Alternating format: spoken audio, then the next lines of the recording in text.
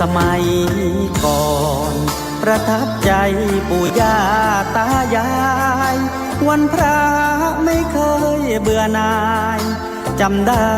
ไม่ลืมสักครั้งเหตุใดวันนี้มีคนเข้าวัดน้อยจังอยากให้เหมือนก่อนอีกครั้งฝากความหวังกับคนรุ่นใหม่เชิญชวนทุกท่านเข้าวัดเข้าวารับศีลรับพรหลวงตาเสริมคุณค่าให้กับจิตใจกระทำความดีเรื่องนี้ไม่ต้องอายใครว่างจากการเมื่อใดเชิญชวนท่านไปทำบุญ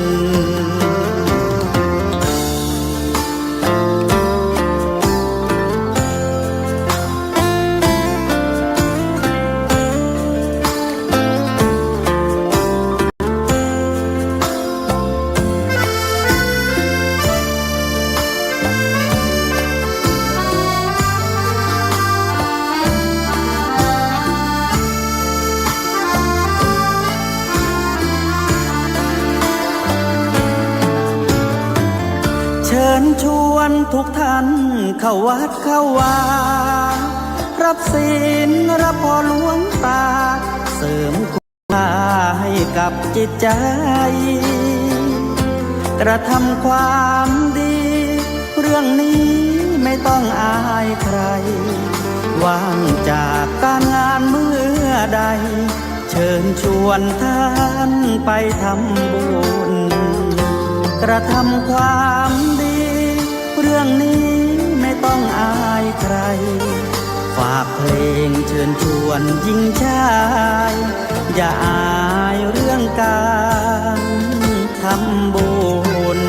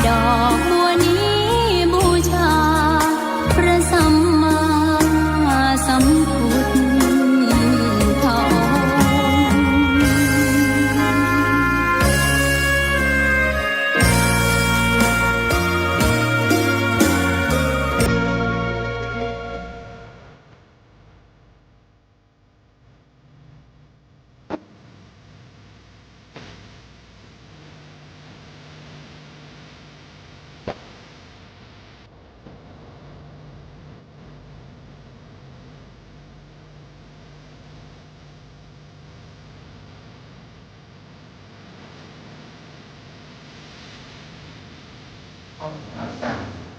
mong ở các phút thật pháp các tầm mất đạo cùng các tầm thật đạo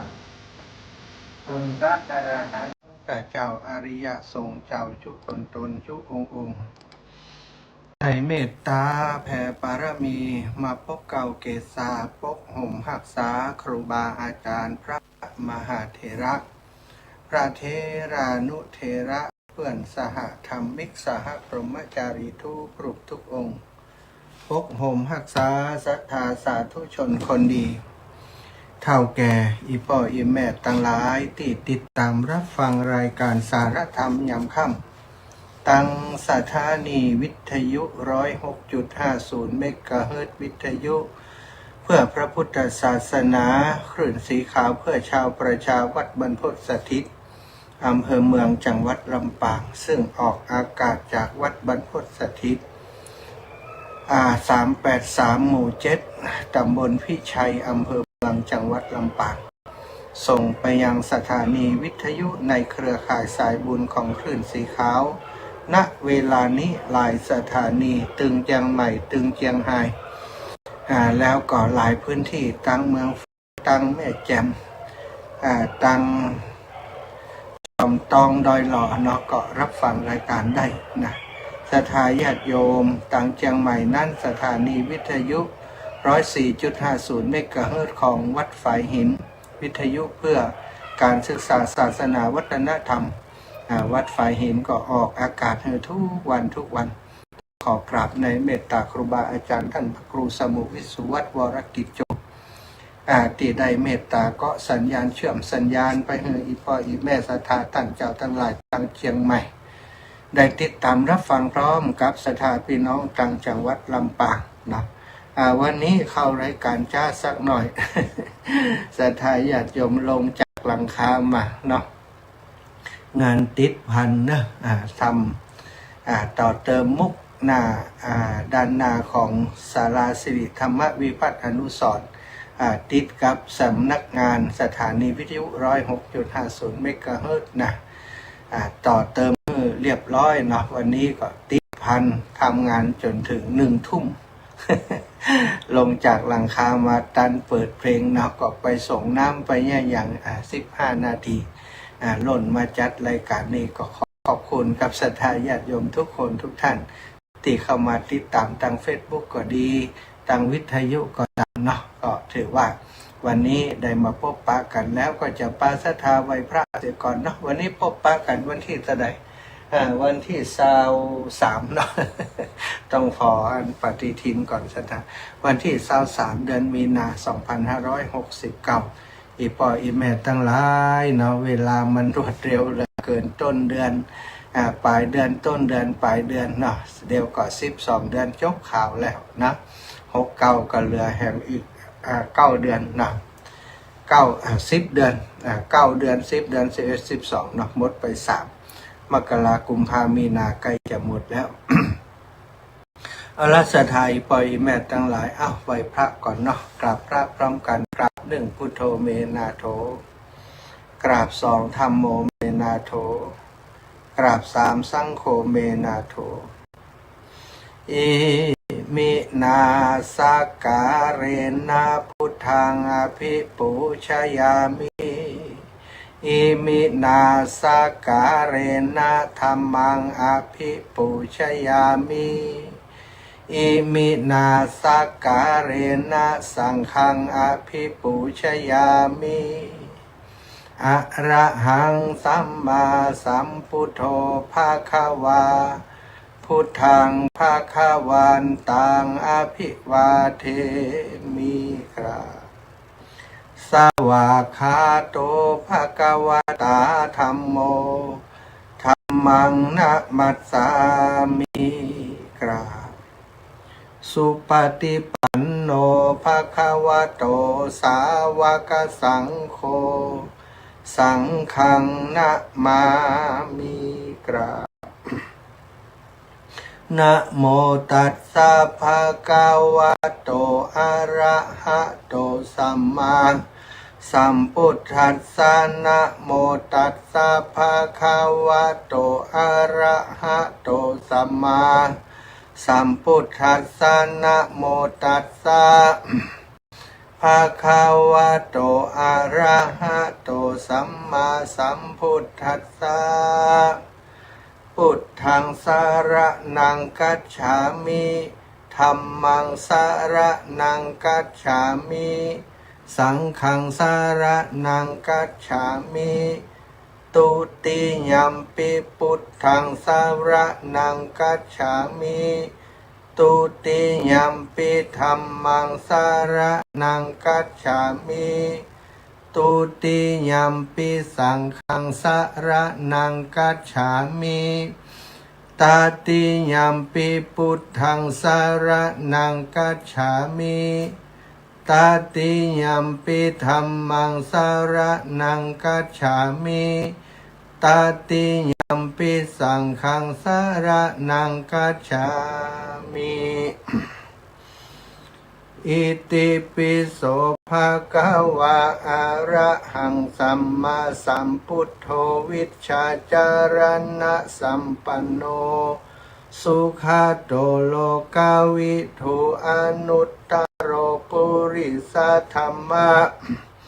สารทิสัทธาเทวมนุษย์สานังพุทโธภะคะวะติสวะคาโตภะคะวะตาธัมโมสันทิฏฐิโกอากาลิโกเอหิปัสสิโกโอปันนายิโกปัจจัตตังเวทิตาโพวินโยหิติสุปฏิปันโนภะคะวะโตสาวกสังโฆอุชุปฏิปันโนภะคะวะโตสาวกสังโฆยายาปฏิปันโนภะคะวะโตสาวกสังโฆสามิจิปฏิปันโนภะคะวะโตสาวกสังโฆยะทิทังจัตตาลิปุริสายุคานิอัฏฐปุริสปุคลาเอสะภะคะวะโตสาวกสังโฆอาหุนโยปะหุนโยทักขินโยอัญชริการนิโยอนุตตรังปุญญเขตังโลกัสสติกราบพระพร้อมกันเนอสัทธาญาติโยมทั้งหลายกราบหนึ่งพุทธังวรันตังสิรสานะมามิกราบสองธัมมังวรันตังสิรสานะมามิกราบสามสังฆังวรันตังสิรสานะมามิสัตตุชัตถะศรัทธาญาติโยมท่านสาธุชนคนดีทั้งหลายไหว้พระทำวัดเช้าโดยการเรียบร้อยแล้วต่อไปก็จักได้นำสาระธรรมสนทนาอุจากับศรัทธาอีพ่ออีแม่ทั้งหลายเนาะตะกี้ได้ปรารภอุจากันไปถึงเรื่องของวันเวลา 1 วันมี24 ชั่วโมงทำไมมันถึงรู้สึกว่ามันรวดเร็วเหลือเกินรวดเร็วจังเลยมันไปไวจังเลยวันเวลาศรัทธายิ่งเฮาแก่ตัวขึ้นมาเนาะดูเหมือนว่าเวลานี้มันก็เหลือน้อยลงไปวันหนึ่งมันทำไมถึงเร็วเหลือเกินเนาะแจ้งบัดเจ้ามาก็เดียวก็ทำงานเดียวก็คำแล้วกิจกรรมระหว่างวันนี้ปุ๊บปั๊บคำเสร็จแล้วศรัทธาญาติโยมคนเฮาคุ้นเคยกับคำว่าเวลามาตลอดชีวิตนะเรานับวันนับเดือนนับปีวางแผนชีวิตตามเข็มนาฬิกาจนเผลอคิดไปว่าเวลาเป็นสิ่งที่มีอยู่จริงแบบจับต้องได้แต่ถ้าเรามองให้ลุกลงไปตามแนวคิดตั้งพระพุทธศาสนาก็จะพบว่าเวลา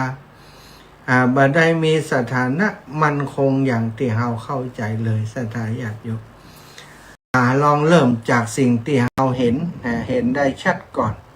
ในคัมภีร์ไตรภูมิได้อธิบายว่าเวลาในแต่ละภพภูมินั้นบัดเท่ากัน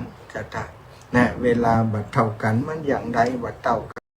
โลกมนุษย์ที่เฮาอยู่เป็นเพียงหนึ่งระดับของการดำรงอยู่ยังมีภพอื่นอีกมากเช่นสวรรค์นรกซึ่งมีสภาพเวลาแตกต่างออกไปอย่างสิ้นเชิง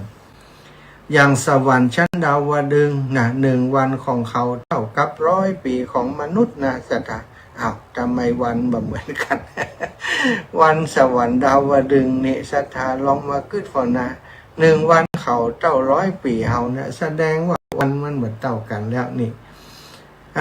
แต่ในนรกบางขุม1 วัน 1 คืนยาวนานเทียบกับหลายล้านปีของมนุษย์เลยทีเดียวศรัทธาญาติโยมอัตตกอันนั้นจำหนักกังเนาะ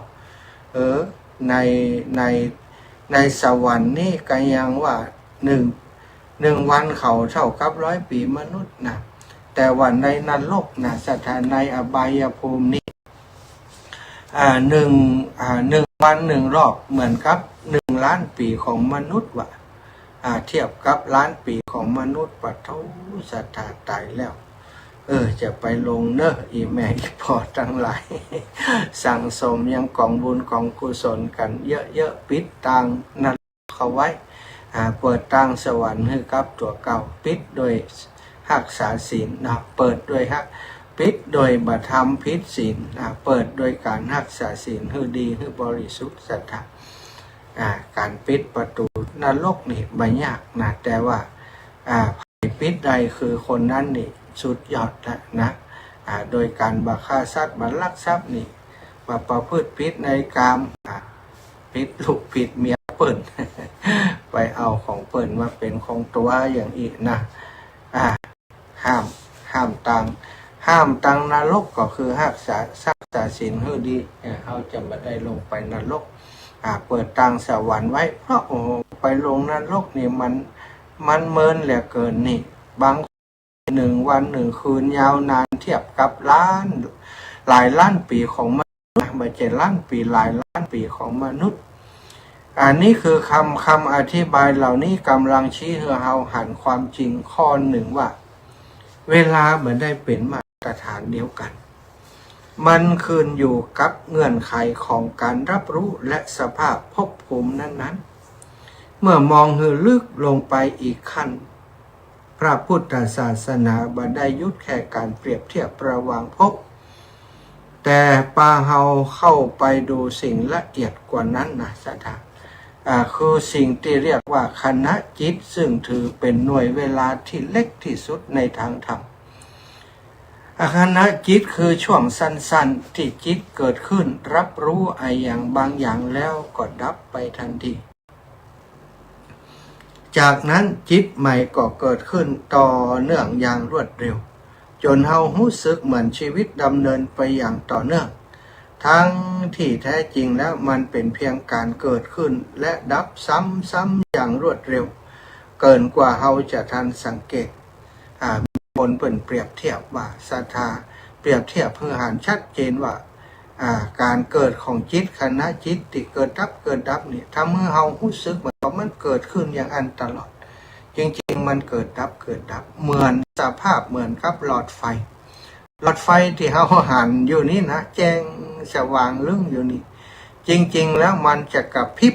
นะศรัทธาจริงๆอยู่มันจะกระพริบ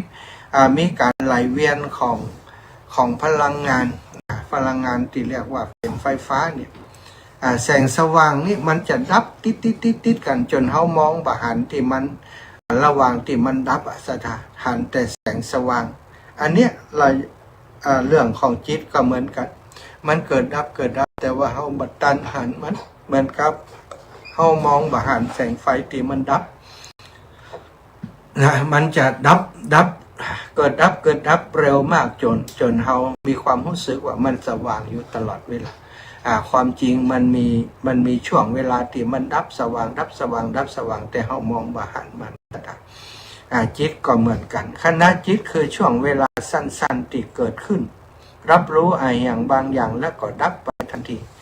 จากนั้นจิตใหม่ก็เกิดขึ้นต่อเนื่องอย่างรวดเร็วจนเฮารู้สึกเหมือนชีวิตดำเนินไปอย่างต่อเนื่องแท้ที่จริงแล้วมันเป็นเพียงการเกิดแล้วก็ดับซ้ำๆอย่างรวดเร็วเกินกว่าจะทันสังเกตเหมือนกับฟ้าแมกนี่แป๊บมันเกิดเร็วเนาะเมื่อเข้าใจในระดับนี้คำว่าอดีตจะเริ่มเปลี่ยนความหมายไปทันทีสถานอดีตว่าใจสิ่งยังคงอยู่ที่ไหนสักแห่งหนึ่งเนี่ยบางทีเราคิดถึงอดีตเหมือนกับว่ามันอยู่ที่ไหนสักแห่งหนึ่งจริงๆแล้วอดีตว่าได้อยู่ที่ไหนสักแห่งหนึ่งเลยแต่มันดับไปแล้วจริงๆอดีตสิ่งที่ทำแล้วเนี่ยมันดับไปแล้วมันเป็นอดีตก็คือดับไปจริงๆมันบ่มีที่อยู่ของมันสถานอดีตนี่นะเหลือเพียงผลของมันที่ยังส่งผลมาถึงปัจจุบันการกระทำของเฮาที่ทำแล้วไปแล้วการกระทำอารมณ์ต่างๆที่เกิดขึ้นที่ดับไปแล้วในอดีตที่ผ่านมามีผลต่อปัจจุบันถ้าเกิดว่าในอดีตว่านี่ผ่านมาบักกี่สักนาทีเนี่ยได้ทำกรรมที่บัดนี้ไว้ผลที่ตามมาที่เฮารับผลอยู่ขณะนี้ส่งผลมาถึงปัจจุบันก็เป็นความรู้สึกดีแล้วมันก็จะส่งผลต่อเนื่องไปอย่างเวียนไปเวียนความรู้สึกบดีไปอยู่อย่างนี้นะสถานเช่นการกระทำที่เราเคยกระทำไว้บอกว่าจะดีหรือบดีก็ยังมีผลต่อชีวิตในวันนี้ความดีจะสะสมเป็นปารามี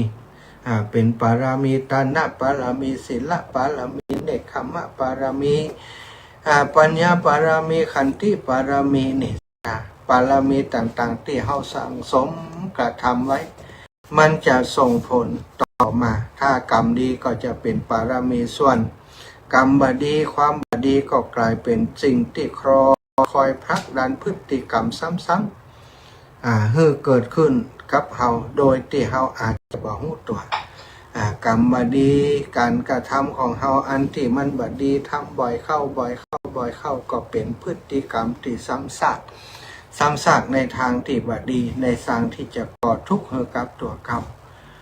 สั่งสมความคิดร้ายประทุษร้ายต่อผู้อื่นหรือว่าลงมือกระทำต่อผู้อื่น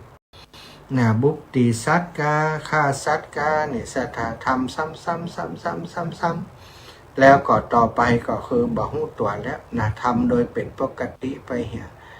แต่สิ่งที่บ่ปกติคือผลของการกระทำนั้นส่งผลให้เขาได้รับความทุกข์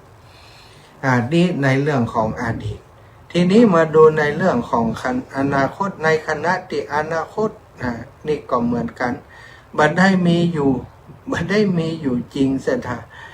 บัดได้มีอยู่รอเฮาอยู่ข้างหน้าบางทีเฮาคิดว่าอนาคตรอเฮาอยู่ข้างหน้าแล้วในถ้าอูถึงตามคณะจิตคณะทุกคณะของมนุษย์นั้นเวลาของมนุษย์นั้นบอกว่าในขณะที่อนาคตนั้นบัดได้รอเฮาอยู่ตั้งนานมันยังบัดเกิดขึ้นจริงมันเป็นเพียงสิ่งที่อาจจะเกิดขึ้นหรือบัดเกิดก็ได้ขึ้นอยู่กับเหตุปัจจัยที่กำลังก่อตัวในปัจจุบันเนี่ยสถาอนาคตจะไปคิดว่ามันมีอยู่ตลอดเวลามีอยู่ตลอดเวลาจะมีหรือบ่มีอยู่ที่เหตุปัจจัยขณะนี้นะอนาคตของเฮานี่อนาคตของเฮาอยู่กับปัจจุบันคือของจริงปัจจุบันคือสิ่งที่มีจริงอนาคตคือสิ่งที่อาจจะบ่มีก็ได้ถ้าสมมุติว่าเฮาเสียชีวิตไปอยู่แบบรับไปเลยเรียบร้อยไปเลยอนาคตกรรมมีแล้วนอสดาทุกคนสำคัญที่สุดคือต้องอยู่กับปัจจุบันถ้าเฮาอยู่แล้วเพื่อหวังกับอนาคตจะเป็นโน่นจะเป็นนี่จะทำโน่นจะทำนี่มันจะมีหรือไม่จะมีแต่มันก็เหมือนกันคืออาจจะบ่มีเท่ากันนั่นเองศรัทธาญาติโยมทีนี้สุดท้ายสิ่งที่เรียกว่าปัจจุบันจึงเป็นจุดเดียวที่เฮาสัมผัสได้แต่ถึงอย่างนั้นปัจจุบันก็บ่ได้ยาวนานอย่างที่เฮาคิดมันสั้นมากจนแทบจะจับไม่ได้เปรียบเหมือนเพี พียงเสี้ยววินาทีที่เกิดขึ้นแล้วก็ดับไปทันทีเกิดขึ้นแล้วก็ดับไปเกิดขึ้นแล้วก็ดับไปเนี่ยคือปัจจุบันสถานสิ่งที่คนบ่ฮู้ตันก็คือในเรื่องของเวลาของชีวิตที่มีอยู่จริงเวลาอดีตนั้นอดีตนี้มันล่วงไปแล้วก็คือจบไปสิ่งที่เขาทำอย่างมาในวันนี้อย่างทำงานมาวันค่ำเนี่ยมันเป็นสิ่งที่ผ่านไปแล้วผลงานที่ประจักษ์อยู่ก็เป็นผลงานของอดีตที่ผ่านไปแล้วนั่นเองเนาะปัจจุบันนี้เนี่ยอย่างก็อยู่หนังอูดังใจอยู่ผลงานที่เซตไปแล้วก็คือเซตไปแล้วเนาะเป็นงานของอดีตไปเป็นผลงานที่ปรากฏเป็นเรื่องราวที่เกิดขึ้นจากอดีตเมื่อผ่านมาแต่ละวันเวลาที่ทำจนสำเร็จเสร็จสิ้นไปอันนั้นเป็นงานของอดีตส่งผล ส่งผลให้เขาได้หันภาพในปัจจุบันซึ่งปัจจุบันตัวปัจจุบันก็เป็นเรื่องของปัจจุบันคณะจิตนี้เรียกว่าปัจจุบันที่เขาอยู่สถานถ้าใครเข้าใจกฎธรรมชาติข้อนี้อดีตมันสามารถจะไปแก้ไขอย่างใดอนาคตเป็นสิ่งที่เลื่อนลอยมาบัดถึงยังมาบัดถึงบัดต้องไปกังวลอย่างกับมันจะมีจริงหรือมีจริงบ่ฮู้แต่สิ่งที่มีจริงๆที่สัมผัสจับต้องได้คือปัจจุบันทุนงามความดีอย่างต่างๆที่จะเกิดขึ้นในปุญญาบารมีจะเกิดขึ้นได้เพราะการกระทำสั่งสมในปัจจุบันในขณะจิตที่เรามีความรู้สึกตัวทั่วพร้อมดีอยู่นี้ทำกรรมดีสิ่งดีก็เกิดขึ้นทำกรรมชั่วก็ติดตามตัวเกิดขึ้นตอบไส้เขาเนาะต้องถ้าเข้าใจในเรื่องของปัจจุบันอดีตอนาคตเขาจะเข้าใจคำสอนของพระพุทธเจ้าพระองค์ทรงตรัสว่าท่านทั้งหลายอย่าได้ประมาทคือให้อยู่ในปัจจุบันในขณะจิตทุกขณะจิตให้มีสติอย่าปล่อยให้กิเลสมาครอบงำความโกรธความโลภความหลงต่างๆซึ่งเป็นหลักเงาของอกุศลละมูลของหัวหน้าใหญ่ของกิเลสทั้งหลายแต่ส่วนใหญ่เขาก็ก้านมันมาตลอดเขาคิดว่ากิเลสมันไปเขาดีเขาทำให้เขาดีเขาเข้าใจว่ามันเป็นสิ่งที่นำพาสิ่งดีๆมาให้เขาความจริงนี่ความโกรธขึ้นมามันเผาตัวเขานะสถาดาเพิ่นงนนี่เอ็กใส่เขานี่หน้าตาถ้าเมืองทึ่งแดงกำสถาสะใจด่าเขาเขากลัวเขานี่เขาป่ายนี่ไปเขากลัวเขาสถาญาติโยมความการด่านั้นมันเผาตัวเองของเขาตัวแล้วไปบ่พอมันเผามิตรภาพเผาอย่างดีๆเฮาจากหายจากเฮาไปหมดสิ่งนี้จึงเป็นสิ่งที่บดีเนาะเมื่อเฮามองภาพทั้งหมดรวมกันก็จะเห็นชัดว่าเฮาจะอยู่ในภพใดเวลาจะเร็วหรือช้าเพียงใดทุกอย่างก็ยังอยู่ภายใต้กฎเกณฑ์เดียวกันคือการเกิดขึ้นแล้วก็ตั้งอยู่สักกรรมแล้วก็ดับไปบ่มีอย่างคงอยู่ถาวรสักสิ่งความเข้าใจนี้บ่ได้มีไว้เพื่อให้เฮาสับสนแต่กลับทำให้เฮามองชีวิตได้ตรงขึ้นเฮาจะเริ่มหันว่าการยึดติดกับอดีตบ่มีประโยชน์เพราะมันผ่านไปแล้วจริงๆและการกังวลกับอนาคตก็บ่ได้ช่วยอะไรอย่างเพราะมันยังมาบ่ถึงสิ่งเดียวที่เฮาพอจะทำได้ก็คือขณะนี้ในขณะนี้ในเวลานี้เท่านั้นทุกความคิดทุกคำพูดทุกการกระทำในตอนนี้กำลังค่อยสร้างผลต่อไปข้างหน้าโดยที่เฮาบ่ทันสังเกตและในความที่มันแสนสั้นของปัจจุบันขณะนี้เองกลับเป็นจุดเดียวที่เฮาสามารถเปลี่ยนแปลงชีวิตได้บางทีสิ่งที่เรียกว่าเวลาอาจบ่ได้สำคัญเท่ากับการรู้ว่าในขณะที่มันกำลังผ่านไปเฮาใช้มันอย่างมีสติหรือว่าปล่อยให้มันลุดลอยไปโดยบ่รู้ตัวเฮาจะเริ่มหันว่าการยึดติดกับอดีตนั้นบ่มีประโยชน์จะนะยังนะสถา เพราะมันผ่านไปแล้วจริงๆแล้วก็การกังวลกับอนาคตก็ไปช่วยอะไรอย่างให้ดีขึ้นเพราะมันยังมาบ่ถึงนั่นเองสิ่งเดียวที่เราพอจะทำอะไรอย่างได้ก็คือขณะนี้เวลานี้เท่านั้นและเพราะขณะนี้สั้นแสนสั้นจนแทบจับมันสิ่งเดียวที่จะทำให้เราตันมันก็คือสติไม่ใช่แค่การหู้ตัวแบบผิวเผินแต่คือการตื่นอยู่กับสิ่งที่กำลังเกิดขึ้นจริงในใจเฮาในกายเฮานี้หันความคิดเกิดแล้วก็ดับหันอารมณ์มาแล้วก็ไปโดยบ่เผลอไหลตามมันเหมือนเดิมนะเหมือนที่ผ่านมามีสตินะบ่ได้ไหลไปตามกิเลสตัณหาต่างๆความโลภความโกรธความหลงต่างๆเมื่อมีสติเขาจะบ่จมอยู่กับอดีตและบ่ได้ล่องลอยไปกับอนาคตแต่จะกลับมาอยู่กับความจริงตรงหน้าอย่างเรียบง่ายและก็ชัดเจน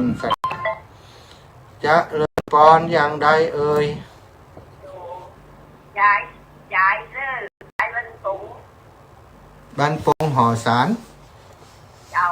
ยายคนจังเนี่ยเลยใจก่อนไม่ย้ายจันอีกอ่ะไม่จันสีเจ้าไม่ย้ายจันสีไม่ย้ายจันสีไม่ย้ายอย่างก็เนี่ยไม่ย้ายวันไม่ย้ายสีพันล่ะนั่นก็ใจนั่นวันละเก้ารู้จักกันวันนั้นไปแอวหากันกะเจ้าไม่ย้ายจันสียายทั้งที่อยู่ยายมีความรู้ดีเนอะโอ้ดีกะอาจารย์ไม่ย้ายจันสีน้ำสกุลมายังบุญพาเจ้าบุญพาเจ้าบุญพาบ้านนั้นโป่งหอสารเจ้าบุญพาแม่ยายจันสีบุญพาบ้านโป่งหอสารอันอีแม่หอมอย่างก็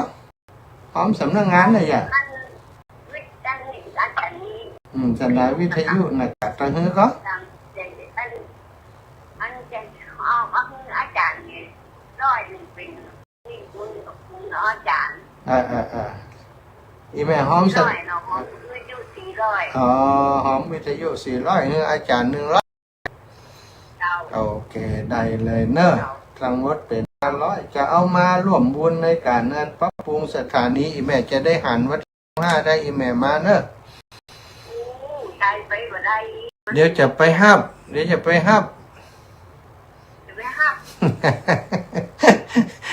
ะบอกให้หมูนั่นน่ะหมูโป้งเอาสารมันน่ะเอารถมากันนึงมาเถอะนะบอกลูกบอกหลานจวนกันหั่นไป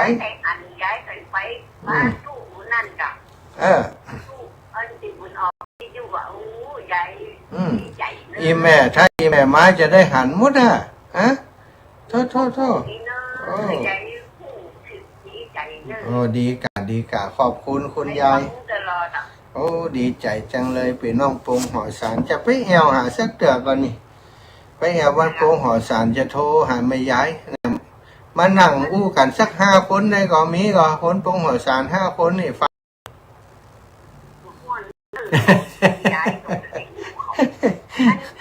อาจารย์ผู้จักอาจารย์อันงงหัวสารหรอหลวงป่ออันวัดโป่งหอสารกะ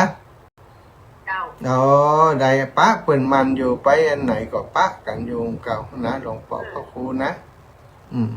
เพิ่นเป็นคุณหนุ่มอยู่เนาะแต่หนุ่มจิตใจดีอีแม่ใจดีงามเป็นตนเมตตาตนหนึ่งนะได้มีแต่ละดีเลยสุอันอาจารย์เจ้าอันทำวิทยุนะดีเจ้าเจ้าสาธุใบยานะบุญรักษาอนุโมทามิ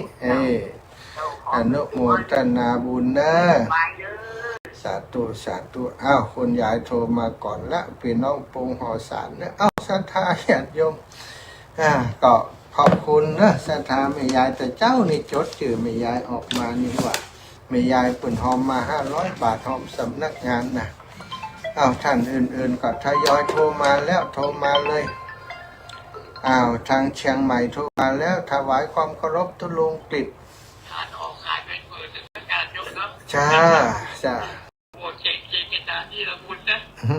สา ที่ผม ธุ มีเงินเป็นล้านๆนี่ โอ้ อาจารย์พูดเนี่ย สาธุ แก้พูดจริงๆไม่พูดเล่นนะ ขอบคุณลุง ดีทั้งนั้นเลยครับเอาไปทำมันผมแล้วอ่ะไม่ใช่กินเป็นแผ่นกินเป็นจืด จ้า มาตรการนะครับ ขอหลวงตาอยู่ดีมีสุขครับ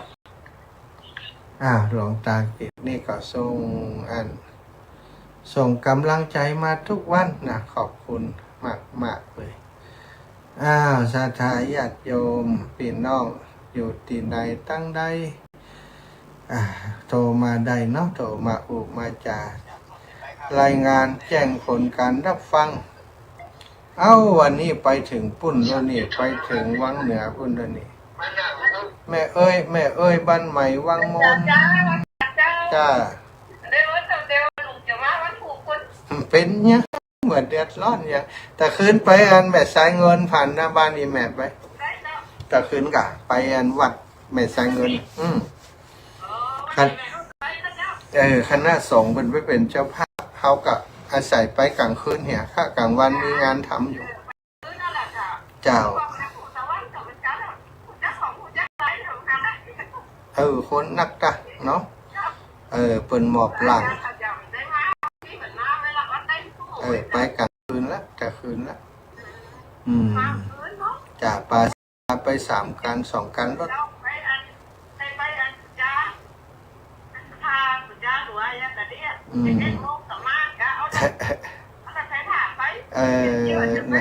รถหนักอันตรายเนาะรถหนักแฮะ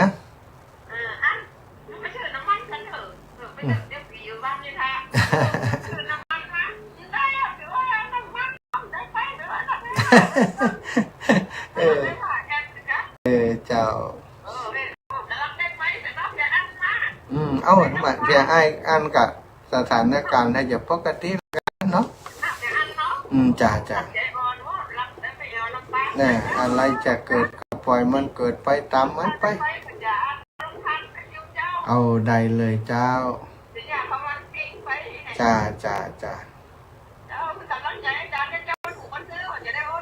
สาธุเจ้าบุญหักษาเนอเจริญปอนแม่ยายพรร่องวัวแดง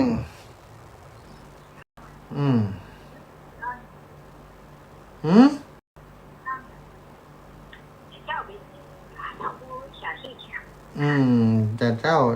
าอิดลำไปแต่คืนกลับมาถึงตี 1ไปนะ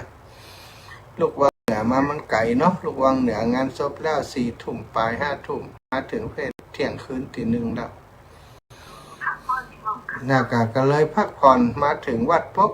พอสลืมเป็นผู้เป็นคนเลยครูกับท่านอาจารย์ตั้งงานลายท่านอาจารย์มันถูกขอพักก่อนเนอะอีกสลืมถ้าลูกจัดรายการนี้นอกเลยล่ะนั่นกะมันร่างกายเบาไหวก็ต้องพักเนาะเจ้าบันหยอดนอนแล้วก็ห้องได้พักเลยกลางวันนี่การวันค่ำย่างพอจะทุ่มละตะวันนี่พอจะ5 โมงกับ17 นาฬิกาไปเดินทางไปวังเหนือไปถึงปุ่น3 ทุ่มไปเกือบจะ3 ทุ่มออกจากปุ่นมา4 ทุ่มไปอิดสาธุยายพรเนอะ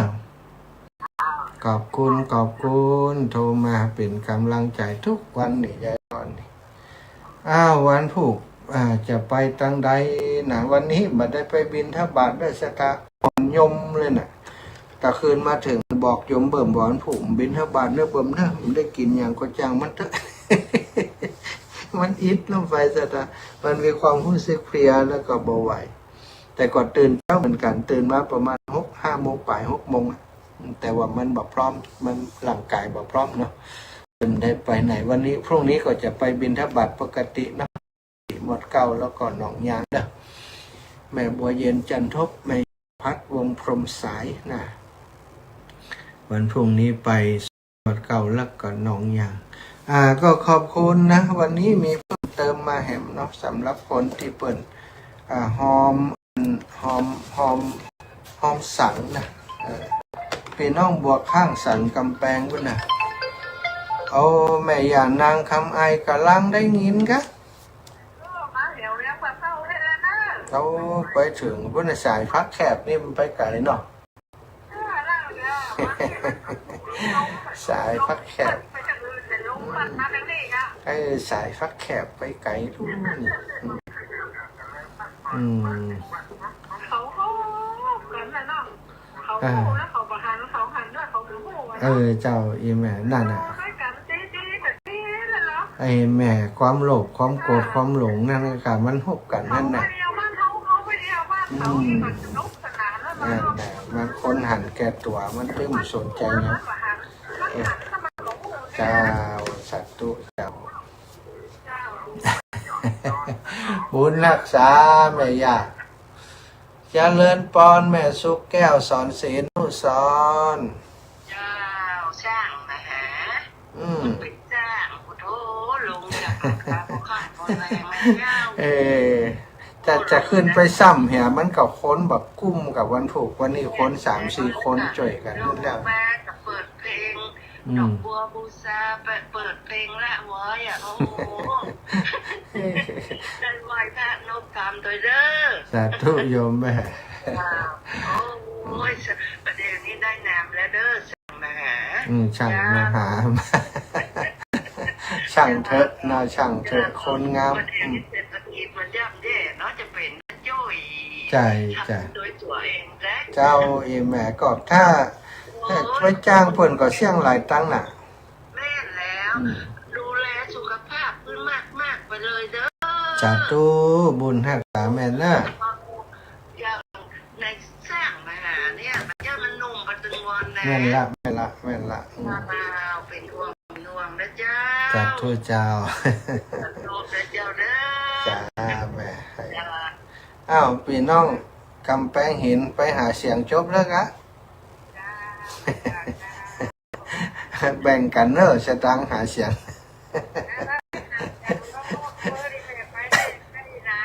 ดีกะ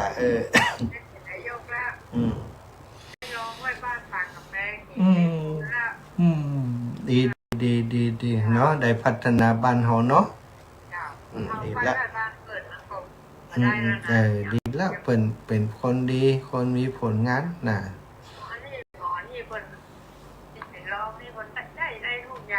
ดีกะน่ะโอ้บุญเปิดเนาะคนดีเทวดาฟ้าดินคุ้มครองส่งเสริมเจ้า